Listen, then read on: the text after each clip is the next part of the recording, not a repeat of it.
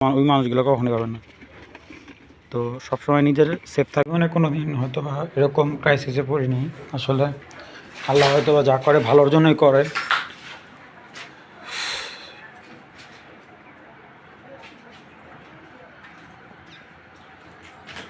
এখানে অনেকের কবুতরে টাকা পেমেন্ট করা ছিল আমার এখানে।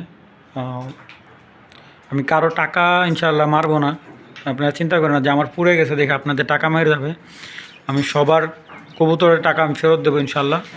আর সবাই দোয়া করবেন জানি আমি এই সংকটটা কাটায় উঠতে পারি। আমার এই ঘরে প্রায় 300-র কাছাকাছি রেসার কবুতর আর গিরিবাজ কবুতর ছিল। তো সব কিছু পুরো শেষ হয়ে গেছে ক্ষণিকের ব্যবধানে সব।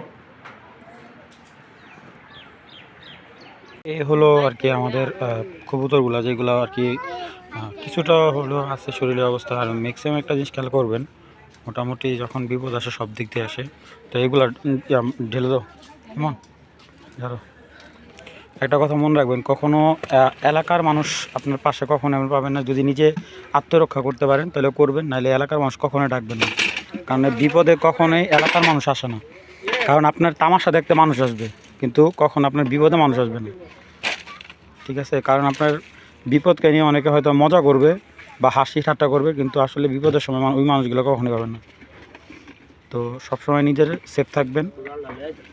আমার জন্য দোয়া করবেন যেন এই যে টাকাটা ক্ষতিপূরণ গেছে যেন এটা আমি উঠে নিতে পারি খুব শীঘ্রই, এবং খুব বেশি আল্লাহ রহমত আল্লাহ জানি সব কিছু শোকটা ভোলা দিতে পারে।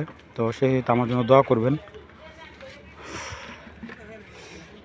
আসলে আমার পুরা লফটা পুড়ে গেছে। এখানে খাঁচাগুলো সব কিছুই নেই।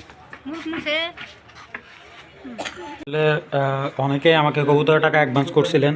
তো শুক্রবার দিন ডেলিভারি দেওয়ার কথা ছিল। মোটামুটি কারেন্টের শর্ট সার্কিটের কারণে আমার ম্যাক্সিমাম কবুতরই পুড়ে গেছে। তো আপনারা জানেন যে ঘরে আমার প্রচুর কবুতর থাকে। তো এখন মোটামুটি এক কথা বলতে গেলে মানে পুরো তছনছ হয়েছে। তো যাদের কবুতরের টাকা পেমেন্ট করার ছিল, আপনাকে ধৈর্য হারাবেন না। ইনশাল্লাহ আমাকে সময় দিলে তাদের টাকাগুলো আমি খুব দ্রুত ইনশাল্লাহ দিয়ে দেব।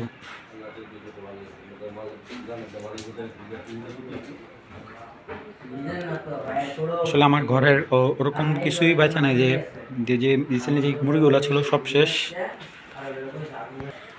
আসলে আমার পুরা ঘরের যত কবুতর ছিল সব মানে পুরো শেষ হয়ে গেছে আর কি।